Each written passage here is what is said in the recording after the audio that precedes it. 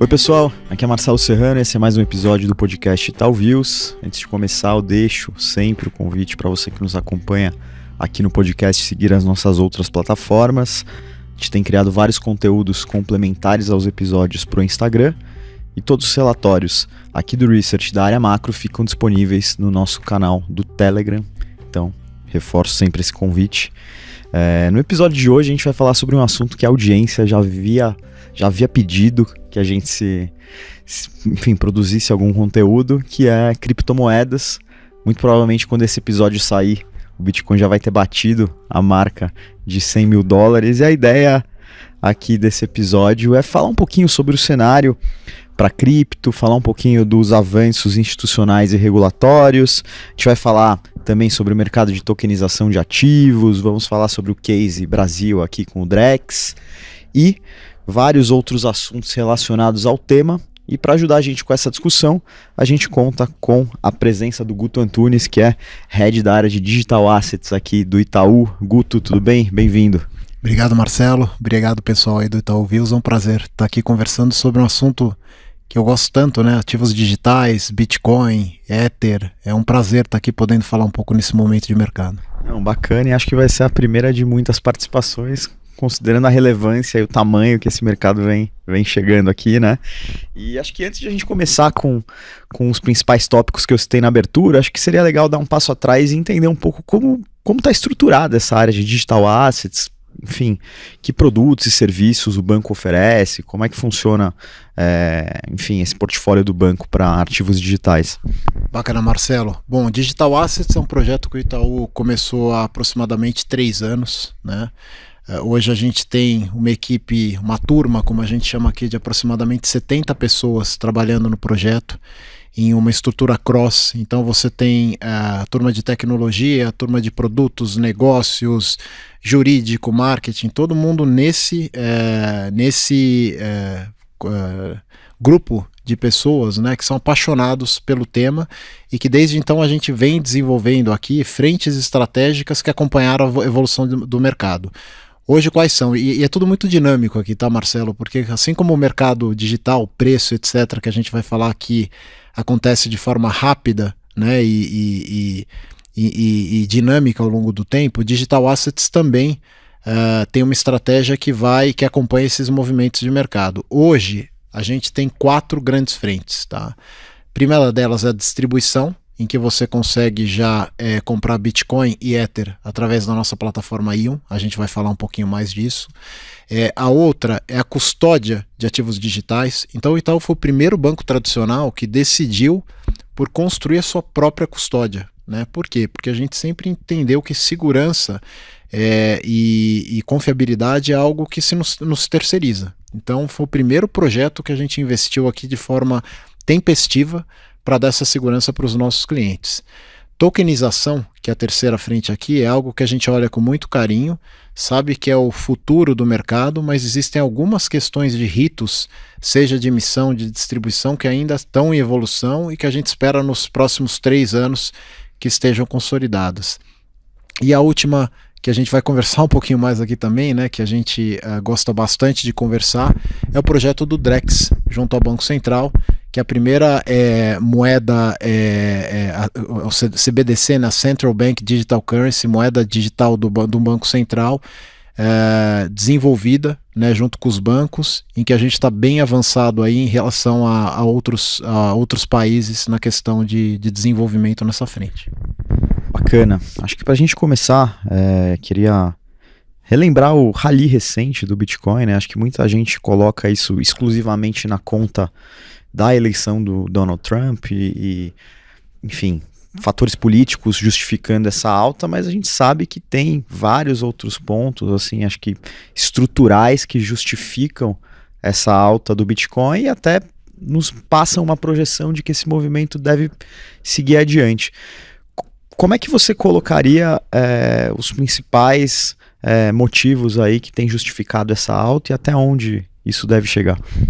Vamos lá, vou dar um passo atrás, pré-eleição, pré-tudo que está acontecendo aqui, que é entender um pouco a evolução desse mercado, né? Há 2 anos atrás, antes da gente entrar no bear market, que houve aí durante 22 e 23, não sabia-se muito bem qual criptoativos tinham no mercado, para que eles serviam, quantos eram. Então você entrava numa exchange, você tinha a possibilidade de ter 300, 400 tokens para se expor. E você não sabia categorizar eles, não sabia a função de cada um deles, né? A grande maioria ainda estava em estudo, e qual seria o caso de uso deles, né? Então houve muita confusão no mercado que se juntou aí com a questão do estouro, né, da quebra de alguns desses protocolos, desses tokens ao longo do caminho, que afugentou um pouco o investidor tradicional de entender essa classe de ativos e onde ela poderia se encaixar no seu portfólio. A partir do momento que foi se entendendo, né, a função do Bitcoin, do Ether, e ambos foram categorizados aí como commodities pela CFTC, nos Estados Unidos, começou a ficar mais claro o papel desses criptoativos em relação seja à propriedade digital ou seja na representação como índice que olha todo esse novo mercado, né? Por exemplo, o Bitcoin já é visto como uma propriedade digital hoje. O Ether, que é a moeda da rede Ethereum, ela já é vista também, o criptoativo, como o índice de referência de toda essa tecnologia, de todas essas blockchains que existem, que tem casos de uso reais sendo testados, inclusive no Drex, para serem uma nova infraestrutura, por exemplo, do mercado financeiro. Tá? Então esse foi o primeiro passo para se entender qual era o movimento que a gente teria nos criptoativos. O segundo deles, que já vinha sendo falado, era a questão da institucionalização deles, né? Primeiro momento houve o reconhecimento do Bitcoin Ether como commodity. A partir do momento que você tem a natureza, você tem o institucional tentando entender a demanda do cliente, se existia demanda para esses tipos de ativo, e houve uma surpresa que sim, né? Aí você teve grandes gestoras começando a oferecer fundos, ETFs, para expor o cliente a esse novo mercado. Tá? Então houve um passo anterior a esse, que culminou em janeiro, quando foi aprovado o primeiro ETF de Bitcoin, e que teve uma demanda acima do esperado nos Estados Unidos principalmente, né? E aí a gente chega a dois eventos aqui finais. O primeiro é o halving do Bitcoin, que é quando é diminuída ali, cortada pela metade a remuneração dos mineradores, que são os validadores da rede Bitcoin, aqui falando de uma maneira simples, em que existe um movimento histórico que após 6 meses de cada halving existe um choque de oferta e demanda. E por acaso está acontecendo agora, né, 6 meses depois do último halving em junho, em que culminou também com a eleição com um candidato que estava falando, que politizou um pouco a questão de cripto pelas discussões que têm acontecido nos Estados Unidos, né? Então, todos esses catalisadores se juntaram, junto com uma tese mais firme que se tem de entender o ativo, para a gente ver os níveis de preço que tem hoje. Bacana. Agora em dezembro a gente completa 1 ano da liberação de negociação de criptomoedas aqui para clientes Itaú. Se a gente tentasse fazer um balanço desse período, como é que você avaliaria a evolução do comportamento desse investidor, o interesse, como tem sido essa jornada? Sabe o que foi mais bacana, Marcelo? Foi ver o interesse pela educação, né? A gente sempre falou que a nossa solução é do tamanho que o nosso cliente vai pedir ou do que ele espera do Itaú entrando nesse mercado de ativos digitais. E a primeira demanda que teve foi: o que é o Bitcoin? O que é o Ether? Como que eu guardo de forma segura isso, né? E antes da gente ter essa demanda, nós criamos a Digital Assets Education, que foi o primeiro embrião que teve aqui quando chegamos para construir essa área. A primeira estrutura que a gente teve foi: a gente precisa ter uma frente de educação, porque esse mercado carece de conhecimento. Então criamos a Itaú Digital Assets, viemos educando o cliente ao longo desse caminho.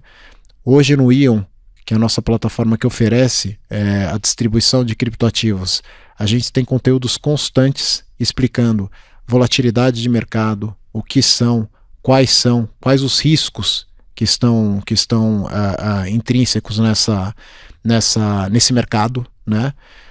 E essa foi a primeira parte gostosa de ver, né, do nosso cliente querendo aprender, né? O segundo foi a facilidade que a gente criou para o cliente. A gente gosta de falar na Digital Assets que os bancos antes tinham uma questão de principalidade, que era o atendimento físico, né? Então, eu tinha uma agência que eu ia e encontrava o meu gerente, que sabia que guardava o meu dinheiro num cofre, né? Isso lá nos primórdios. E a nova geração que cresce hoje digitalizada, nos últimos 20 anos, ela mudou essa questão da principalidade. A principalidade hoje é ter uma boa experiência digital, fácil, rápida, intuitiva e segura. Então foi isso que a gente criou dentro da nossa solução para trazer o nosso cliente. E a receptividade foi muito grande por essa questão de poder criar algo simples e rápido para o nosso cliente se expor. Então acredito que esses tenham sido os 2 grandes resultados que a gente teve ao longo do lançamento nesse último ano. Bacana. Falando um pouquinho sobre o amadurecimento desse mercado, talvez, assim, citando um exemplo do que posso chamar aqui de movimentos de institucionalização das criptos, foi a aprovação dos ETFs de Bitcoin, que impulsionaram bastante valorização. Como você vê essa agenda desse amadurecimento e que outros exemplos dessa institucionalização das criptos você poderia citar, assim, para a gente entender um pouco a cronologia e a evolução desse mercado? Olha, eu sou oriundo do mercado tradicional, né? Eu vim de mesa de operação buy side, sell side de tesouraria, e eu vi essa evolução que houve, né, em relação ao comportamento do que era produto para o cliente institucional e do que é produto hoje, né? Hoje, os grandes fundos, eles já sabem que existe uma base de clientes que nasce digitalizada e nativa em token, né? Eu gosto de dar um exemplo muito bacana aqui dos meus 2 filhos. Eu tenho a Luísa, de 13 anos, e o Antônio, de 9. E durante a pandemia eu tive um choque com os 2 enquanto a gente estava em lockdown, que houve um evento que eles poderiam descer no prédio, né? Liberaram as crianças para descerem. E quando eu pedi para eles descerem, ambos falaram que não queriam descer porque já estavam brincando com os amigos online, né? E quando eu falei, não, mas vai fisicamente, não, tá legal aqui, a gente está numa sala, né? E, pai, eu me comportei, será que eu posso ganhar de mesada esse token que eu tenho no jogo? Eu falei, mas para quê? Não, porque eu vou comprar uma skin, eu vou comprar uma fantasia digital. Esse foi o primeiro clique que eu tive de que, pô, existe uma base que está crescendo e vai ser o cliente dos bancos que já vê o token como propriedade digital, né? E que tem um escambo, tem um valor entre eles. Quando o institucional começou a perceber esta base, né, que ela age por propriedade digital, por principalidade, como eu falei aqui, e por fatores, por exemplo, como eu quero um produto rápido e que a gente não entra muito naquela questão, né? Talvez a nossa geração, as gerações antigas, elas pensavam muito, deixa eu ver o economics disso, deixa eu entender, a decisão de investimento ela era muito mais lenta. Completamente. Essa geração ela é comportamental. Então, começa a subir um ativo, ela quer entender rápido e tomar decisão. Então, não é racional, né? Por mais que a gente ache o certo ou errado, é uma característica dessa nova geração. E os fundos começaram a perceber este tipo de cliente vindo para o mercado e alguns deles já no mercado. E começaram a lançar tanto fundos quanto os ETFs que a gente citou aqui. Não foi à toa que a demanda teve essa explosão toda, né? Além da volatilidade, porque a volatilidade todo mundo fala, pô, o ETF aconteceu porque o preço do Bitcoin sobe. Ele sobe, mas cai bastante também, né? Ele é bem volátil para os 2 lados. Então eu acredito que seja muito mais esse fator comportamental que tem trazido um novo cliente para esse mercado. Legal, a gente falou brevemente sobre a questão da custódia, né, o formato que o Itaú decidiu seguir nesse mercado. Acho que crises que aconteceram principalmente lá fora colocaram luz a essa questão, né, enfim, avanços de segregação patrimonial do que é ativo do cliente, o que é ativo das plataformas. Como é que você vê, assim, pensando em mercado, essa agenda de segregação dos ativos e pedir para você falar um pouquinho mais como funciona aqui no Itaú? Bacana. Essa é uma discussão que a gente acha até absurda acontecer, você falar em segregação e ter que discutir segregação, né? Nesse novo mercado, quando tudo começou, pô, tudo pode, eu consigo transferir de uma carteira para outra, é rápido, é fluido, mas pô, se existia muita crítica, né, principalmente aos bancos, de que Pô, banco tem um processo burocrático, não, a gente consegue fazer algo digital e muito mais rápido.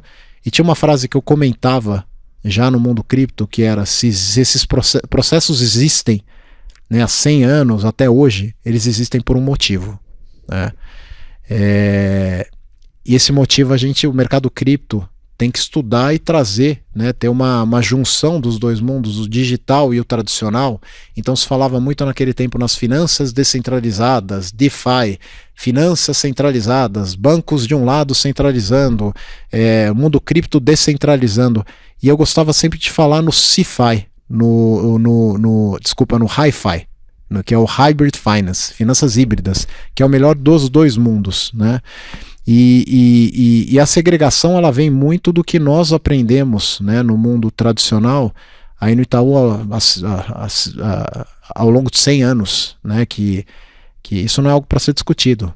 Posição patrimonial fica de um lado, posição de cliente tem que ficar no outro. E a gente já nasceu com a custódia completamente segregada. Então, enquanto existem no mercado discussões em exchanges, em outros players, pô, será que dá para fazer segregação? Eu faço de um jeito, ainda não é o completo. Isso não tem que discutir. Segregação tem que existir. Aqui no Itaú a gente faz ela desde que a gente lançou o produto de custódia, assim como a gente tem na nossa custódia tradicional. Isso é bacana falar também. Não existe custódia tradicional e custódia digital. Custódia é custódia, né? Então os procedimentos de segurança e governança têm que ser os mesmos para ambos os casos. Perfeito. A gente falou bastante do Bitcoin, mas queria puxar um outro tema que é importante nessa agenda, que é a tokenização de ativos, né? Acho que há um potencial enorme de democratização, acesso a funding, algo parecido com o que foi a evolução do mercado de capitais lá atrás. Como você vê o potencial desse mercado e, pensando no presente já, que tipo de ativos estão sendo mais tokenizados, que tipo de dívida, perfil de quem atua nesse mercado? Nesse mercado de tokenização, ele teve um problema inicial, que se tokenizava tudo, né? Então, lançou-se tokenizadora no mundo inteiro, ninguém sabia muito bem por quê e para quê, e você tokenizava, por exemplo, você tokenizava a caneca, aqui distribuía a caneca, né? Um direito digital de uma fração dessa caneca. E aí você perguntava por quê, não sabiam dizer por quê, né? E logicamente, quando você começa a ter esses casos, vem o abuso também, né? Começaram a ter alguns escândalos de gente tokenizando coisa, distribuindo publicamente e depois tendo problemas ao longo do caminho, né? Então a tokenização teve esse primeiro momento, e aí no segundo momento a gente teve uma aproximação do regulador para se responder a esse segundo ponto. O que pode ser tokenizado e como pode ser distribuído, né? E aí a gente entra no mundo tradicional aqui de se falar em uma sigla que se comenta bastante, que é RWA, que é Real World Assets, ativos reais, e é o que a gente olha o benefício da tokenização por poder fracionalizar alguns desses ativos, né? Por exemplo, um caso que a gente vê clássico aqui é de uma debenture, por exemplo, né? Hoje, para um investidor sem ser qualificado e profissional investir em uma debenture é praticamente impossível pelos volumes que você tem hoje. Agora, você poderia tokenizar essa debenture e fracionar essa debenture para uma distribuição futura dentro dos ritos que o regulador permite hoje, né? Dando acesso ao emissor de ter um novo captador, que hoje ele não tem acesso, né? E para quem quer investir nesse tipo de ativo, você conseguir também dar esse acesso, né? Então, tokenização é um novo mercado de acesso, né?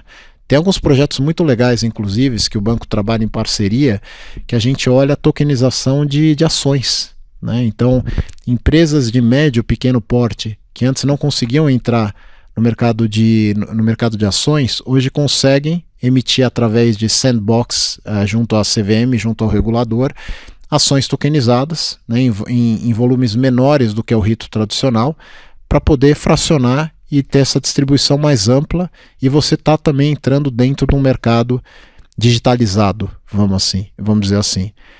Então a tokenização a gente vê com olhos, como eu disse aqui no início, a gente vê como um dos principais benefícios para o mercado de investimentos, né, o mercado tradicional, só que ainda com alguns ritos regulatórios a serem finalizados aí nos próximos 2 anos, junto à CVM, Banco Central, para a gente entender um pouquinho a regra. Boa. Falando em Banco Central, a percepção é que o Banco Central, a atual gestão, é bem engajada nessa pauta, né? Então, queria entender a tua percepção em relação aos avanços regulatórios por aqui, e em especial a agenda do Drex também. Olha, tanto o Banco Central quanto o CVM, eles têm tido uma visão de futuro e de inovação muito aberta. Talvez a gente esteja num dos países mais aptos a conseguir discutir e desenvolver essa agenda junto ao regulador, tá? A gente percebe hoje que nos projetos que a gente participa como Drex, ele não é um projeto exclusivo dos bancos. Você tem bancos e fintechs trabalhando lado a lado em prol da inovação, né? E o que é mais bacana que a gente conversa com o regulador, isso não é uma questão do banco querer fazer, do regulador querer fazer, é uma questão que a gente tem essa geração digitalizada vindo para o banco, né? Vindo para o mercado e pedindo isso. Tem um ponto que eu gosto de conversar bastante, que é a questão do hábito, que eu volto àquele ponto que eu citei dos meus 2 filhos, né? Hábito muda qualquer produto. A gente tende a olhar produto como primeiro eu crio e aí eu levo para o cliente. A lógica tem que ser inversa. Você tem que entender qual o hábito que o cliente está pedindo, como ele está crescendo dentro desse hábito e criar o produto, adaptar a regulação, adaptar tudo que tem ali para poder atender essa nova prática. Senão a tecnologia dá um jeito hoje. A tecnologia realmente disrupta processos que a gente tinha e a gente está numa era de tecnologia que é tudo muito rápido e as coisas acontecem antes até da gente conseguir entender e regular, né? Então é nesse sentido que eu tenho visto os reguladores nos apoiando, né, olhando esse movimento de um novo hábito digital para poder desenvolver novos produtos, serviços e regulações. E tem sido super rápido e positivo aí a Itaú sendo protagonista nessa agenda também. Bacana. Acho que agora partindo para uma mais difícil aqui, quando a turma do Research aqui, a gente sempre termina com algum call, né, de equities, do setor que a gente está falando, fazendo o disclaimer do quão difícil é tentar projetar o movimento do Bitcoin. Mesmo assim, eu vou te perguntar como você acha que, cara, a principal criptomoeda deve se comportar em 2025, até onde a gente deve chegar, se tem uma perspectiva pensando em movimentos estruturais como o halving de tendência de queda, momentos que deve se intensificar o rally, como é que você projeta essa movimentação? Vamos lá, o primeiro ponto importante aqui, quando se fala de Bitcoin, ativos digitais, é que esse mercado é bem volátil, né? Então o primeiro ponto aqui é estudar. Entender o que é cada token, comportamentos passados, como aconteceram, ciclos também, olhar o halving, esses que são ciclos de 4 anos que acontecem para entender um pouco como a gente chegou até aqui, tá? É comum a gente ver agora o Bitcoin batendo 100 mil e falar, putz, só vai subir, só sobe nos últimos tempos. Não é sempre assim. Você tem ao longo desse caminho aí solavancos grandes de 8%, 10% de queda, às vezes, né? Então você tem que estar preparado para esse tipo de movimento no mercado. Quando a gente olha a perspectiva futura, e aí principalmente se falando aqui de Bitcoin, a gente tem que entender a questão da escassez do Bitcoin, tá? Que aí ele se assemelha muito à questão do ouro, a questão de uma propriedade digital e como até o que se fala aqui, hedge de inflação, que a gente comenta, tá? O Bitcoin ele tem uma quantidade limitada, tá? E tudo mais constante, a gente tem cada vez mais gente comprando e segurando. Hoje se você olhar o percentual de holders de Bitcoin, eu acredito que a gente esteja aí na faixa de 30%, 40% de holders no mercado. O que são os holders? Pessoas que compram e guardam isso para 5, 10, 20 anos, né? É um comportamento comum nesse mercado que gera escassez. Você tem agora o institucional entrando também e se posicionando, não só através desses instrumentos que a gente comentou, mas através de posições proprietárias. Você tem empresas começando a se preparar para ter Bitcoin, para ter cripto nas suas carteiras, como pulverização, né, de política de investimento ou proteção até contra a inflação. Então tudo isso começa a gerar uma escassez cada vez maior ao longo do tempo. Se o Bitcoin vai substituir, por exemplo, um ouro, vai ser um ouro digital, que se fala muito, eu não acredito em substituição, eu acredito bastante em complementariedade. Você vai ter um mercado, sim, para ouro, assim como para Bitcoin, uma nova geração querendo se posicionar e tendo a sua propriedade digital através de algo que é nativo para eles. Tá? Tudo isso tende, né, a nos colocar essa questão. Se você gera cada vez mais escassez, tem uma quantidade limitada, né, o preço do Bitcoin tende a ser inflacionário. E é isso que a gente tem visto desde que o Bitcoin foi criado. Né? A gente tem ao longo de 10 anos aí, pelo menos, uma rentabilidade muito superior aqui a S&P, por exemplo, mesmo com todos esses solavancos. Então a regressão também, quando você olha todo o histórico que teve, é positiva pro ativo. Então as perspectivas continuam ser grandes aí, dado esse comportamento que eu citei aqui. Perfeito. Acho que para fechar, eu queria... Você já deu várias dessas recomendações ao longo das respostas, mas só para a gente tentar agrupá-las, quais seriam as principais orientações para o investidor que vai começar agora nesse mercado de cripto? E acrescentando aqui, o Itaú tem planos de oferecer outras criptomoedas ou mais serviços? Tem alguma coisa assim para curto, médio prazo já também? Ou a expectativa é ficar mais no Bitcoin e Ethereum mesmo por enquanto? Vou começar pela tua última pergunta, que é a mais importante para a gente. A nossa plataforma vai ser do tamanho que o nosso cliente pedir. Então sim, a gente escuta bastante a questão de quais outros tokens colocar dentro da plataforma, logicamente que é paralelo ao desenvolvimento regulatório. Né? O que for permitido, a gente está finalizando o aspecto infralegal da lei. A gente deve ter algo pronto aí junto ao Banco Central no primeiro semestre de 2025, em que vai ficar muito mais claro, né, do que pode ou não pode ser listado, do que pode ou não pode ser feito. Tá? E a gente acompanha essa evolução para a nossa plataforma ter mais funcionalidades ao longo do tempo. O que a gente pode adiantar é que sim, em 2025 a gente consegue colocar outras funcionalidades dentro do que a gente já tem e a gente expande a nossa solução a partir daí. Então, por exemplo, gráficos, ordens a mercado, a gente está desenvolvendo sim isso para os nossos clientes que têm uma característica mais de trading poderem se expor dessa forma. Tá? Então, isso a gente pensa todo dia, a gente conversa com o cliente todo dia que acessa a plataforma para entender esses movimentos. E a gente espera crescer bastante aí ao longo de 25, 26, com mais surpresa aí para os nossos clientes. E fechando com as orientações, quais são os top 3 recomendações aí para o investidor que quer começar ainda nesse final de ano a investir em cripto?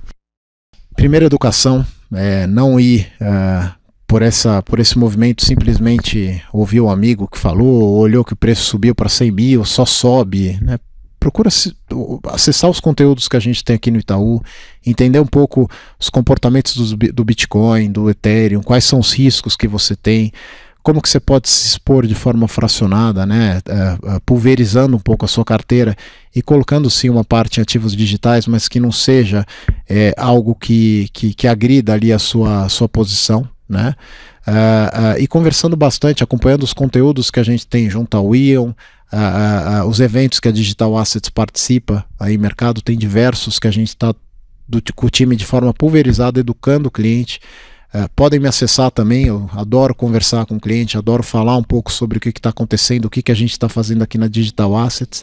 Então é isso que a gente espera, né? Poder apoiar aí o nosso cliente para poder entrar nesse mercado de maneira segura e com o mais importante aqui, que é entendendo a tese dos ativos digitais. Bacana, acho que a gente conseguiu cumprir bem a agenda. Espero que seja o primeiro de uma série de episódios aqui sobre o tema. E eu queria, antes de concluir, agradecer a participação do Guto aqui com a gente. Valeu! Obrigado, Marcelo. Obrigado, pessoal. Tamo junto aí.